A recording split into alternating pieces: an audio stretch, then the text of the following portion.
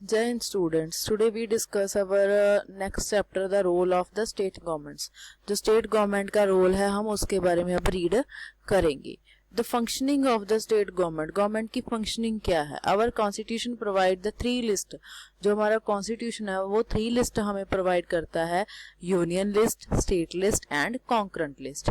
इन सब में divide किए हुए हैं subjects. जो union list है उसमें national level के, state list है उसमें state level के और concurrent में दोनों ही जो है काम करती हैं.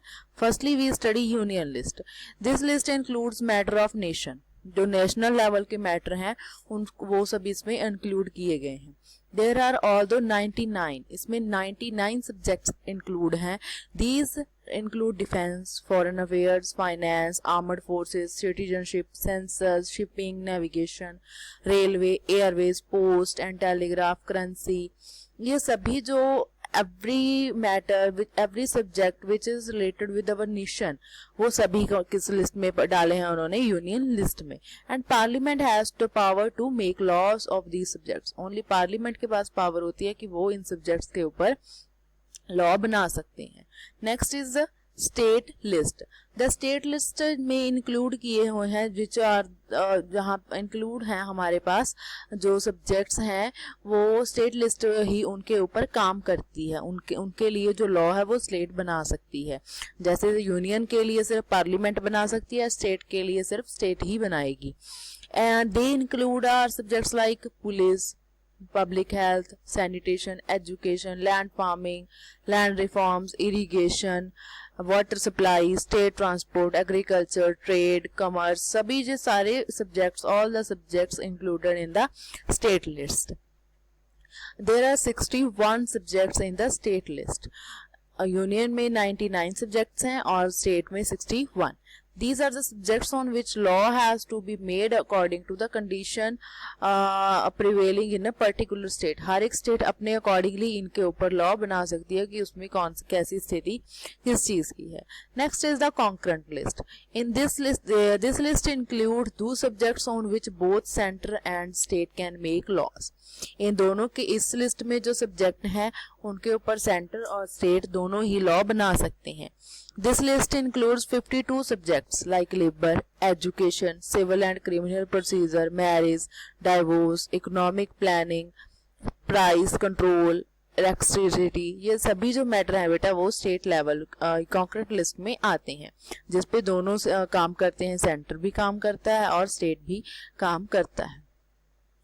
What if the law made by the state government on a subject of the concurrent list is inconsistent with the law made by the center? The same subject of the center law will be prevail. तो जो centre का law है उसके ऊपर वो ज्यादा ध्यान देते हैं. Thus, the state government can make laws on the subject mentioned in the state list and concurrent list. Here, we shall learn about the functioning of the state government. हम state government की जो functioning है उसके बारे में अब read करेंगे. First one is that public health. Firstly, the meaning of the health. In simple words, we can say that health is our ability to remain free from illness and injuries. Health यही है कि हम illness से दूर रहें और injury से दूर रहें, यही हमारी हेल्थ है. But it is not the only concern with diseases. Health का पब्लिक हेल्थ का ये नहीं है कि सिर्फ डिसीजेस को ही दूर रखना है. But other physical factors like mentally physically wellbeing होने चाहिए उसके जो रहने वाले लोग हैं. अदर फैक्टर्स लाइक सैनिटेशन होनी चाहिए, क्लीन पानी ड्रिंकिंग वाटर होना चाहिए, पोल्यूशन फ्री एनवायरनमेंट हो स्टेट का, सफिशिएंट एंड न्यूट्रिशियस फूड मिले सभी को, प्रॉपर शेल्टर हो सभी के पास, लाइफ विदाउट मेंटल स्ट्रेस, लोगों के ऊपर स्ट्रेस ना हो. ये सारे जो एस्पेक्ट हैं वो पब्लिक हेल्थ में आते हैं. Next we study the health care in India. India में हेल्थ केयर की स्थिति क्या है? The state government is responsible Government is responsible for the planning, implementing and monitoring schemes to improve public health. जो state government है वो public health के लिए पहले स्कीम्स बनाती है, प्लान बनाती है, फिर उनको इम्प्लीमेंट करती है, फिर उनकी मॉनिटरिंग करती है कि वो जो सब कुछ उन्होंने किया है वो लोगों के पास पहुंच रहा है, जो प्लान्स उन्होंने बनाए हैं. It sets up health centres, health centre बनाते हैं, हॉस्पिटल्स बनाते हैं, लेबोरेटरीज बनाते हैं, एम्बुलेंस सर्विस शुरू करते हैं, ब्लड बैंक्स होते हैं. In order to run such health care facilities, health workers, nurses, doctors and other health professionals are also employed. तो वहाँ पे वो लोग डॉक्टर्स, नर्सेज सभी को एम्प्लॉयमेंट देते हैं, सबको वहाँ पे नौकरी पे रखते हैं. These people advise, diagnose and treat illness. अब आपको पता है कि डॉक्टर के पास जाएंगे तो वो हमारी इलनेस को डायग्नोज करेगा और हमें ट्रीटमेंट देगा. We also need medical and medicine and medical equipments for the treating patients. तो सभी के लिए वो मेडिसिन भी प्रोवाइड कराते हैं, जो मेडिकल इक्विपमेंट्स हैं उनको भी प्रोवाइड हमारी जो गवर्नमेंट है वो करवाती है, state government. Other state governments arrange them in India, the government's efforts to improve public health have been focused on in the 5 years plans. जो हमारी गवर्नमेंट है, इंडिया की गवर्नमेंट है, उसने पब्लिक हेल्थ को वो 5 ईयर प्लान में रखा हुआ है. On coordinate planning between the states and the center on sponsoring. तो वो लोग चाहते हैं, उनका यही है कि जो सब काम है वो दोनों स्टेट्स और सेंटर दोनों मिलके करें, ठीक है. और जो भी उनके लिए मदद की ज़रूरत है, जो भी हेल्प है वो स्टेट की, वो है सेंट्रल गवर्नमेंट उनकी करती है. जैसे अब कोरोना वायरस फैला हुआ है तो स्टेट एंड सेंट्रल गवर्नमेंट दोनों मिलके ही इसके लिए काम कर रहे हैं. ये नहीं है कि ओनली सेंट्रल गवर्नमेंट कर रही है, स्टेट नहीं कुछ कर रहा है, बट स्टेट और सेंटर दोनों के जो हेल्थ वर्कर्स हैं वो सभी इक्वली काम कर रहे हैं. वेरियस हेल्थ प्रोग्राम्स वो चलाते हैं लोगों के लिए. The government expenditure on health is jointly shared by the center and the state. जो शेयर है वो दोनों गवर्नमेंट्स करती, शेयर जो उनके पैसे जो हम उनका एक्सपेंडिचर होता है, जो भी खर्चा आता है वो दोनों स्टेट और सेंट्रल गवर्नमेंट दोनों शेयर करके उसके ऊपर काम करती हैं. तो इस तरह से ये हो गया उनके जो हमने रीड किया है हेल्थ केयर जो इंडिया में जो इसे काम करता है. नेक्स्ट आ गया positive aspects of health care in India. अब पॉजिटिव एस्पेक्ट क्या है? India has the largest number of health care services in the world consisting of third licensed medical practitioners like 10,000 of population. India third number पे है बेटा world में कि 10,000 लोगों के पीछे 10,000 पर जो लोग हैं उनके लिए हर 10,000 पीपल्स के लिए 3 लाइसेंस्ड मेडिकल जो फैसिलिटीज हैं वो प्रोवाइड करवा रहे हैं. In the countries medical colleges about 15,000 new graduate doctors and 5,000 post graduate doctors are trained every year. हर साल इतने सारे हमारे डॉक्टर्स, पहले तो वो कॉलेजेस मेडिकल कॉलेजेस ओपन करते हैं, फिर वहाँ से डॉक्टर्स न्यू आते हैं. 15,000 डॉक्टर्स जो हर ईयर आते हैं और 5,000 जो है पोस्ट ग्रेजुएट डॉक्टर्स ट्रेन करके वो हर साल हमें हमारी हेल्थ केयर फैसिलिटीज़ में हेल्प करते हैं. जो लोग हमें हमारी हेल्थ का ध्यान रखते हैं. Health care facilities have grown subsequently over the years. Health care जो फैसिलिटीज़ हैं वो और बेटर होती जा रही हैं time to time, year by year. Primary health centres the cornerstone of rural healthcare system have grown tremendously. जो मतलब कॉर्नर स्टोन जैसे रूरल हेल्थ सेंटर्स होते हैं, हमारे गांव में डिस्पेंसरीज होती हैं, ऐसे भी बहुत सारे हॉस्पिटल्स उन्होंने हमारी इंडिया में ओपन हुए हैं. These numbers of hospitals in India has grown from 2,717 in 1950. 1950 में 2,717 हॉस्पिटल्स थे जो हमारे रूरल एरियाज में हैं, बट अब कितने हैं? वो है 11,174 इन 1991 में. 1991 में इतने हो गए और 2000 की जो हमारे पास काउंटिंग है वो हो गई 18,218. तो इस तरह से जो क्या है, जो हेल्थ केयर फैसिलिटीज है year by year better improve हो रही हैं. Medical tourism and medical outsourcing are the 2 next big big things to happen in India. जो मेडिकल टूरिज्म है और मेडिकल आउटसोर्सिंग है कि हमारे जो डॉक्टर्स हैं वो बाहर जाते हैं, जहाँ मेडिकल फैसिलिटीज़ वाले लोग यहाँ आते हैं बाहर के लोग, तो इस तरह से जो क्या होता है कि बिगेस्ट थिंग्स होती हैं हमारे इंडिया में।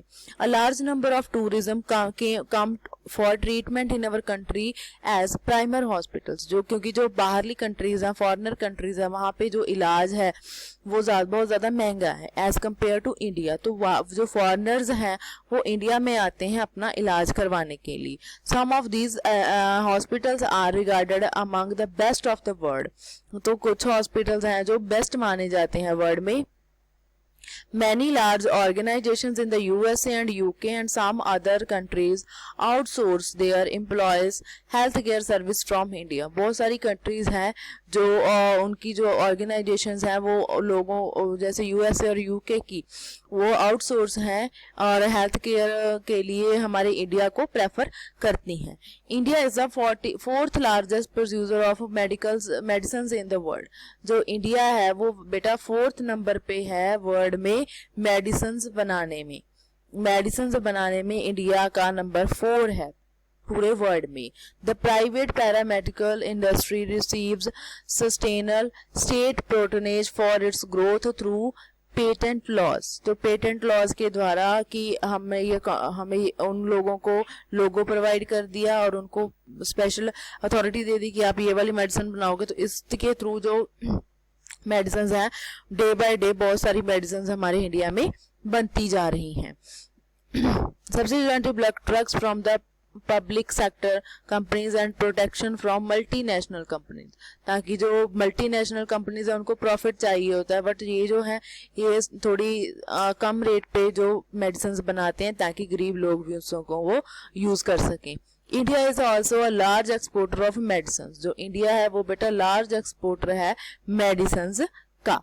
अब तक हमने इसके पॉजिटिव पॉइंट्स पढ़े, अब हम इसके नेगेटिव पॉइंट रीड करने वाले हैं कि क्या क्या नेगेटिव पॉइंट्स इसके आ रहे हैं। Through there are rural medical practitioners in most of the major villages, but they cannot treat serious cases। अब हमने रीड किया कि हर एक जगह पे उन लोगों ने हॉस्पिटल्स खोल दिए, बट इन सब जो काफ़ी सारे विलेज जो ये वाले हॉस्पिटल्स हैं वहाँ पे जो मेजर डिसीज होती हैं उनको ट्रीट नहीं किया जाता। अगर कोई सीरियस केस आ जाए तो वो दूसरे हॉस्पिटल में भेज देते हैं। The people of the village have to travel long distances to see a doctor. तो उसके लिए उनको बहुत लंबा सफर तय करना पड़ता है। Most of the doctor settle in urban areas. जो डॉक्टर्स हैं मोस्टली वो अर्बन एरियाज में रहते हैं। The number of licensed medical practitioners vary from place to place and state to state. तो इस तरह से जो क्या है जो ये वाली हॉस्पिटल्स हैं वो बहुत ज़्यादा वेरी करती हैं one state to another state और one place to another place. In 2016 about 16 infants died per 1000 of live births। जो क्या है बेटा 2016 में एक डाटा हमें मिला कि जो 16 जो न्यू बॉर्न बेबी थे वो डाई हो गए। 1000 जो बर्थ हुए थे उनमें 16 बेबी डाइड हो गए। The number of deaths on account of tuberculosis has stood stationary since independence at 5 lakhs per annual. क्योंकि वहाँ पे उनको ट्यूबरक्लोसिस के जो डेथ केसेस हैं वो भी बढ़ते जा रहे हैं इंडिपेंडेंस के बाद एट 5 लाख, क्योंकि उसके ऊपर बहुत ज़्यादा खर्चा आता है। 20 lakh cases of malaria are reported. 20 lakh जो हैं वो मलेरिया के केसेस रिपोर्ट हुए हैं, हर साल होते हैं। This figure has not changed much. इसमें बहुत कोई ज़्यादा चेंज नहीं हुआ, जो शुरू से चल रहा है ऐसे ही ये फिगर आउट चलती जा रही है।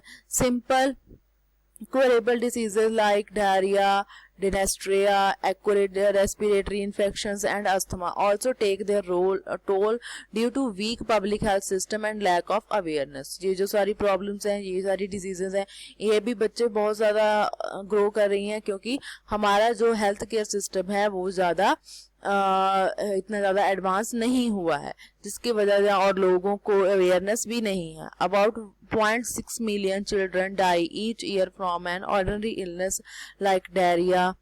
क्योंकि वो लोग बच्चे बेटा उनको छोटे बच्चों को डायरिया हो जाता है जिसमें उनको वॉमिट्स लग जाती हैं, पानी की कमी हो जाती है। तो अबाउट 1.60 मिलियन जो चाइल्ड हैं वो डाई हो जाते हैं एक ईयर में। Diarrhoea itself can largely be prevent by universal provision of safe drinking water and sanitary conditions। वो गंदे पानी पीने की वजह से जब होता है तो बच्चों को प्रॉब्लम आती है, बट इस प्रॉब्लम की वजह क्या है कि पानी साफ नहीं है, वो गंदा पानी पी रहे हैं, सैनिटेशन की प्रॉब्लम है। These deaths can